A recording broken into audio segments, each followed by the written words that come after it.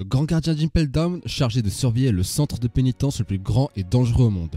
Il est l'homme qui détient le fruit du démon de type Paramecia qui l'a transformé en homme poison. Bonjour à tous chers viewers, c'est Scanor et aujourd'hui nous allons parler de la véritable puissance de Magellan. Ce qui prime de nos jours dans One Piece, c'est le haki. Donc pré-Ellipse, quel genre de haki Magellan avait à sa disposition? Magellan ne peut pas avoir de haki d'observation ou du moins un HDO pas très évolué. Car sinon, vu qu'il passe 90% de sa vie aux chiottes, il aurait pu surveiller la prison sans les garder pour l'avertir. Comme l'ont fait les trois amiraux à l'arrivée de Barbe Blanche sous l'eau pendant la guerre de Marineford.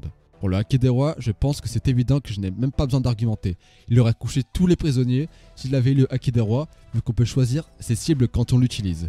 Et qu'il n'aurait pas hésité une seule seconde à sacrifier plusieurs gardes pour mettre à terre les prisonniers, les plus dangereux du monde, comme il l'a déjà fait avec son poison. Pour le haki de l'armement, c'est sûr qu'il ne l'a pas pré-Ellipse. Mais pourquoi ça? Magellan ne s'en est jamais servi alors que ça lui aurait été très utile. Il n'a toujours utilisé que son poison pour se protéger alors que ça l'affaiblit en termes d'endurance. Mais des gens disent que c'est normal vu que c'est pré-Ellipse. Le haki de l'armement n'était pas complètement démocratisé, mais ceux qui disent ça n'ont pas suivi le manga. Dans les deux arcs qui précèdent Impel Down, on a eu une démonstration folle du haki de l'observation, haki de l'armement évolué avec le cerf Gorgogne, et aussi du haki des rois évolué. Rayleigh et Sentomaru, eux aussi l'ont montré. Donc cet argument ne fonctionne pas. Certains vont me dire qu'on ne l'a juste pas vu, et c'est vrai, peut-être qu'on ne le voit juste pas, mais du coup, vu le nombre de coups que Magellan s'est reçu, il n'a jamais eu l'idée d'utiliser le haki de l'armement. Soit il ne réfléchit pas beaucoup, soit il ne l'a pas.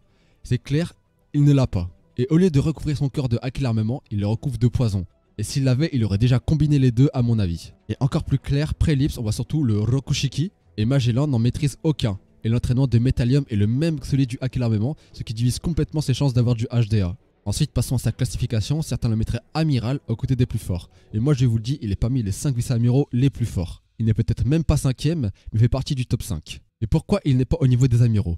Tout simplement car on l'a vu, les amiraux maîtrisent leur haki à la perfection. En plus de leur fruit qui leur permet sûrement d'être intangibles au poison. A partir de là, je vais, comme dans les vidéos du Versus, parler des idées reçues sur le personnage et apporter des contre-arguments. Du coup, on passe à un autre argument qui dit Magellan est le chef de la prison, du coup, il est au niveau des amiraux.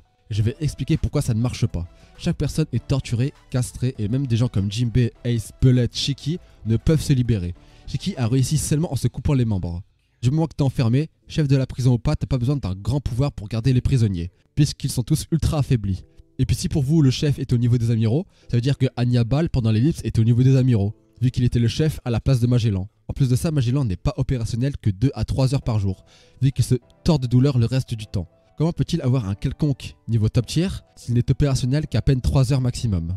C'est dit par Oda lui-même que pour être vice-amiraux, il faut avoir le haki, et clairement, vu que c'était pas sûr à 100% qu'il ait de l'avoir, c'est plus probable qu'il ne l'ait pas.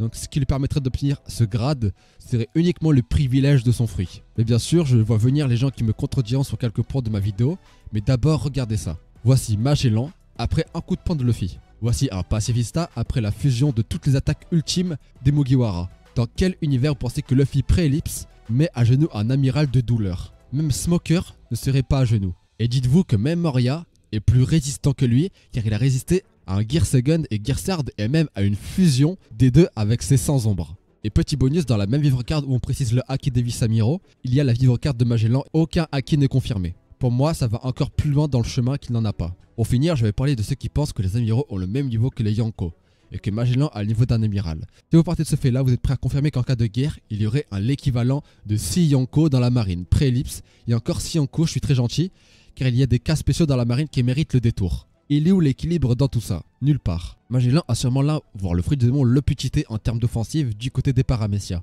Il peut faire des ravages et quiconque n'a pas un haki de l'observation assez développé se fera avoir par son fruit. Des gens comme Jaws se feraient battre sans souci je pense.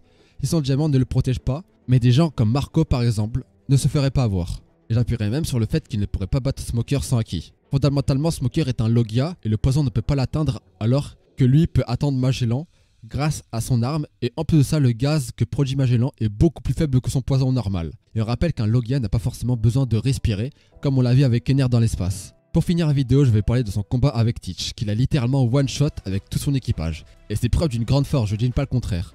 Mais en aucun cas, ça veut dire que sa place est au niveau des amiraux.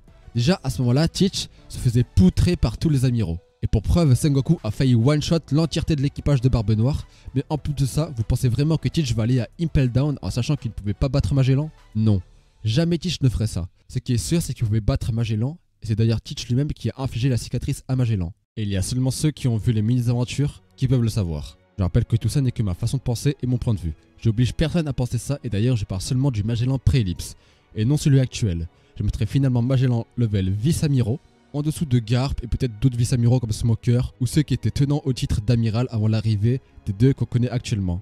Merci à vous d'avoir regardé la vidéo jusqu'ici, j'espère vous avoir convaincu et vous avoir appris des choses. N'hésitez pas à partager, liker et vous abonner pour ne rien rater des prochaines vidéos. D'ici là, portez-vous bien, c'était Escanor, au revoir.